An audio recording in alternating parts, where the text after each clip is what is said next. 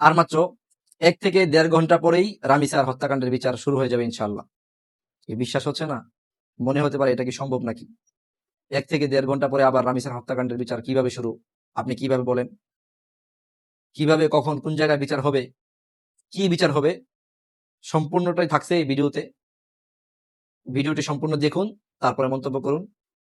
বিচারটা কখন, কোন জায়গায় হবে সম্পূর্ণ সবকিছু জানতে পারবেন। হামিদাউ ওয়া মুসাল্লিয়া ওয়া মুসাল্লিমা আম্মা বাদ। বিসমিল্লাহির রহমানির রহিম। আজকে কথা বলবো রামিসা হত্যাকাণ্ডের বিচার নিয়ে। যিনি রামিসাকে হত্যা করেছেন, তিনি ধর্ষণ করেছেন, সর্বশেষ তাকে হত্যা করেছেন।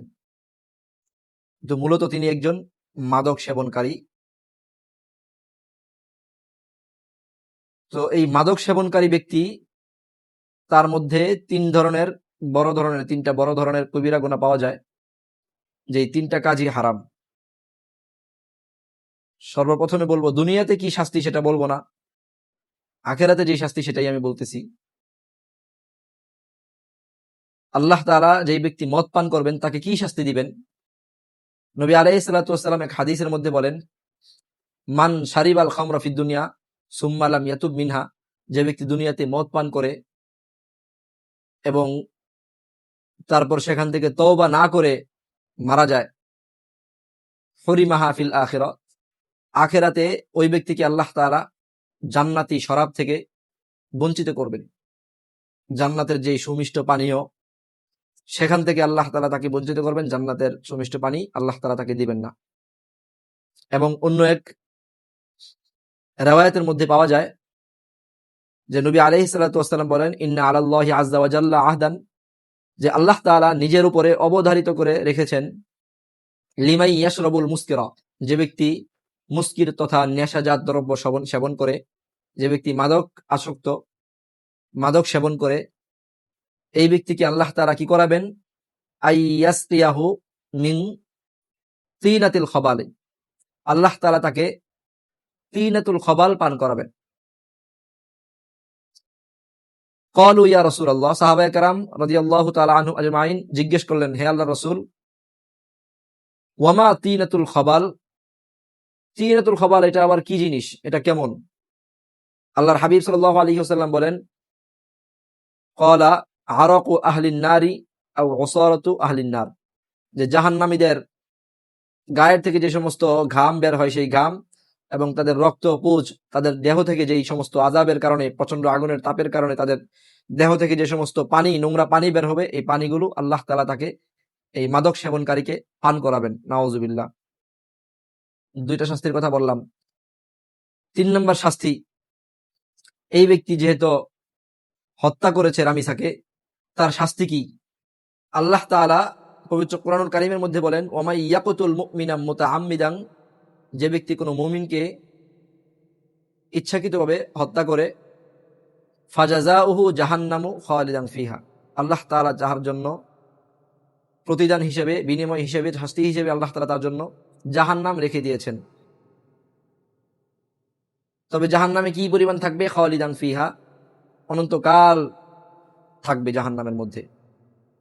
শুধু এতটুকু নয়, ওয়াগাদিবাল্লাহু আলাইহি, এবং এই ব্যক্তির উপরে আল্লাহ তাআলা রাগান্বিত হয়েছেন, রাগ করেছেন। ওয়ালা আনাহু, এবং আল্লাহ তাআলা তার প্রতি অভিসম্পাত করেন।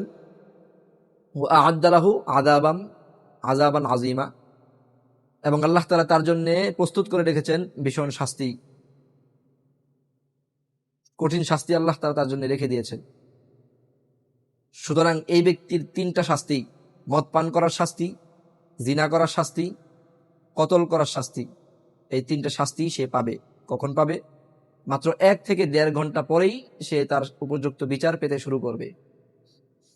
কিভাবে? কোরআনুল কারীমের মধ্যে আল্লাহ তাআলা বলেন, ওয়া ইন্না ইয়াওমান ইনদা রাব্বিকা কাআলফি সানাতিম মিম্মা তাউদ্দুন, যে দুনিয়াতে আমরা যেই হিসেব অনুযায়ী, সিস্টেম অনুযায়ী দিন, মাস, বছর গণনা করে থাকি, আমাদের দৃষ্টিতে 365 দিনে 1 বছর হয়, 24টা ঘন্টায় 1 দিন হয়। কিন্তু আল্লাহ তাআলার কাছে 1000 বছরে, আমাদের সিস্টেম অনুযায়ী 1000 বছরে আল্লাহ তাআলার কাছে 1 দিন হয়। আর আমাদের সিস্টেম অনুযায়ী আমাদের কাছে 24 ঘন্টায় 1 দিন হয়।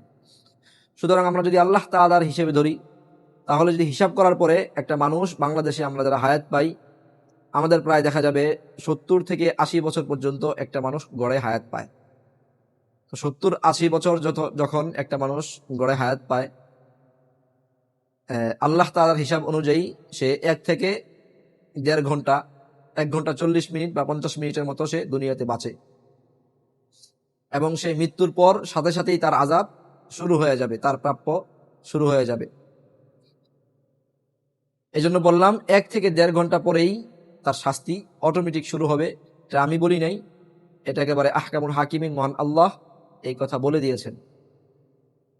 এবং যারা এই রামিসা হত্যাকাণ্ডের বিচার করতে এখনো পর্যন্ত বিলম্ব করতেছেন, তাদের প্রত্যেকেরই বিচার করা হবে, এবং তিনিই করবেন, আহকামুল হাকিমিন তিনিই করবেন, প্রধান বিচারপতি, সব বিচারকের সব বাচ্চারও বাচ্চা আল্লাহ তাআলা। আল্লাহ বলেন ওহুয়া খৈরুল হাকিমিন, তিনি উত্তম বিচারক। তো তিনি বিচার করবেন, আল্লাহ তাআলা বিচার করবেন।